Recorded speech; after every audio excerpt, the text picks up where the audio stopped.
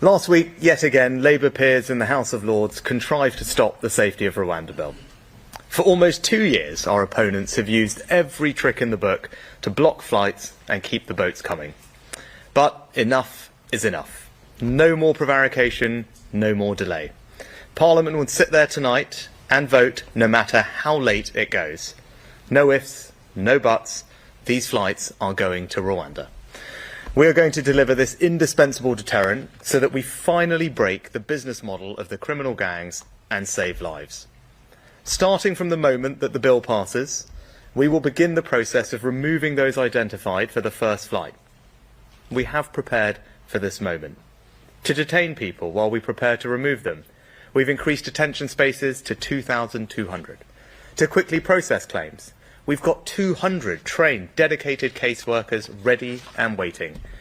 To deal with any legal cases quickly and decisively, the judiciary have made available 25 courtrooms and identified 150 judges who could provide over 5,000 sitting days.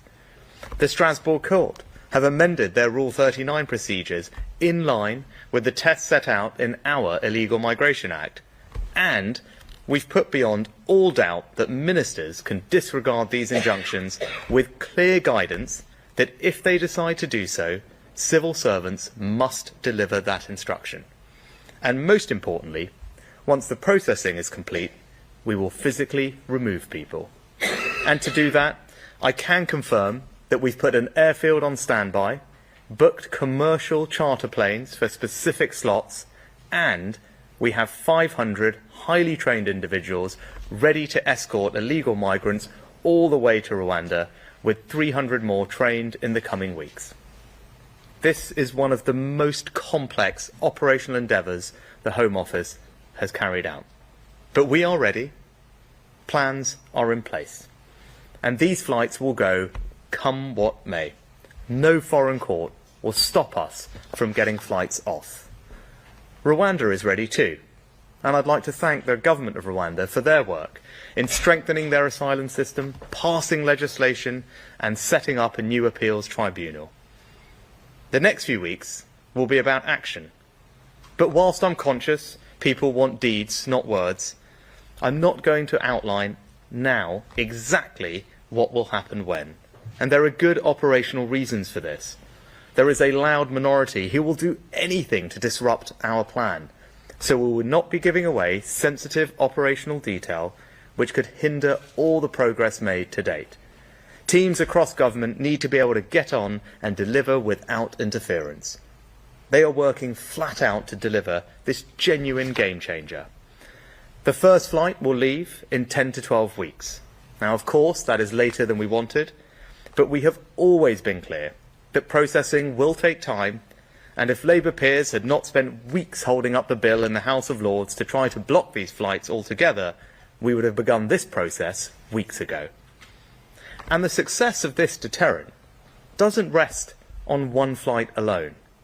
It rests on the relentless, continual process of successfully and permanently removing people to Rwanda with a regular rhythm of multiple flights every month over the summer and beyond until the boats are stopped.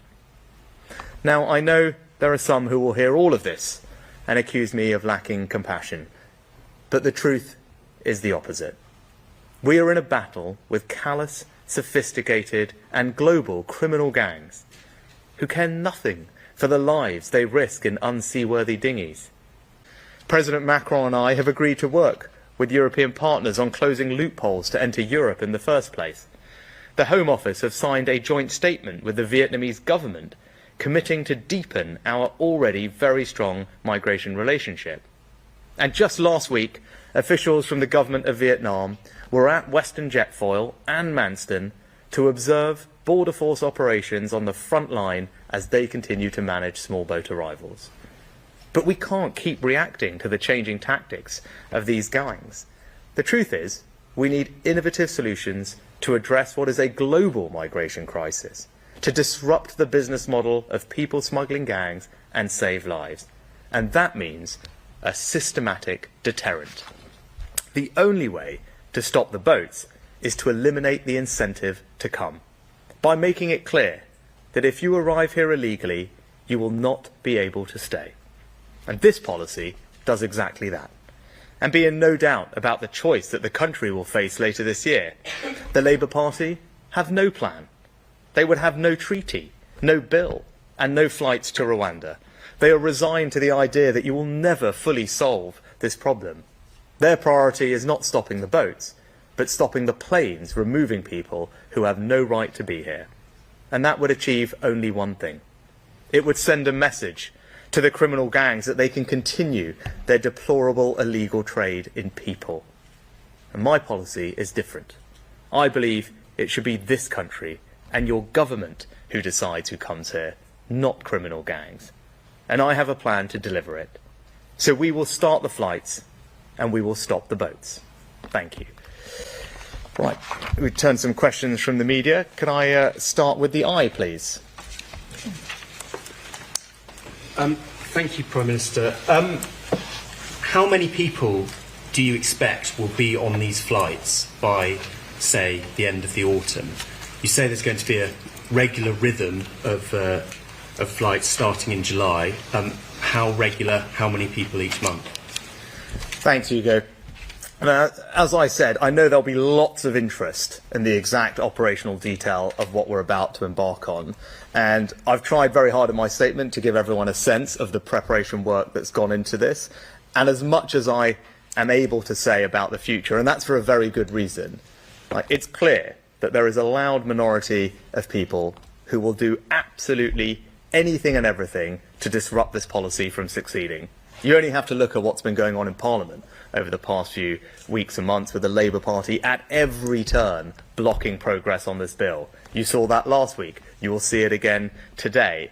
And that's why I'm not going to get into exact detail about what exactly is going to happen when and where, because that will just give people more opportunities to try and frustrate the process.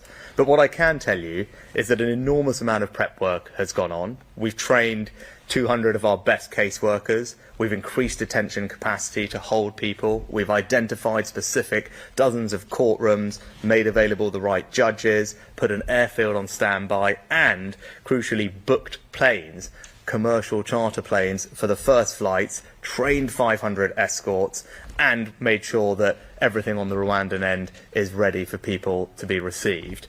But what I will say is this is not just about one flight. Right? This is about a regular rhythm, multiple flights a month through the summer and beyond, because that's how you build a sustainable deterrent. Right? The first flight in 10 to 12 weeks, and as I said, later than we would have liked, but you can see the delays that we've been subject to thanks to the Labour Party. But it's not just about that one flight. It's about putting a system in place, and that's what we've done, that will ensure the successful delivery of multiple flights a month through the summer and beyond until the boats have stopped. You know, that's what we're determined to deliver, and that's what our plans will deliver. Next, we go to the Times. Good morning, Prime Minister. Thank you. Aubrey Alagwetti from the Times. If you do manage to start the flights to Rwanda, does that mean that the UK won't need to leave the ECHR? So I'm confident that we're acting in a way that's completely compliant with all our international obligations, and we work very hard to deliver that. But what I'd say is we are a reasonable people trying to do a reasonable thing, and my patience, like the patience of the British people, is worn pretty thin at this point, and we're going to deliver this policy. And we've now not just worked very hard to do it in a compliant way. Parliament has also certified that, or will certify when this bill is passed, that Rwanda is safe. We've addressed all the concerns that have been raised with us from the Supreme Court and others. So at this point, now's the time for the flights to go. And I'm not going to let a foreign court, given all of that, block us from getting flights up and this deterrent up and running.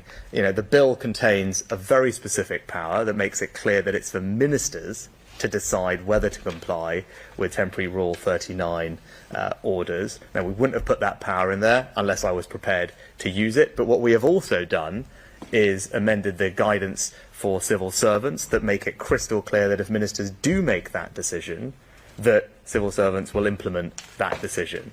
So I think everyone can be pretty clear about my intentions. And then the last thing I would say is that, look, if it ever comes to a choice between our national security, securing our borders, and membership of a foreign court, I'm of course always going to prioritise our national security. That's the right thing for the British Prime Minister to do, and that's what I would do.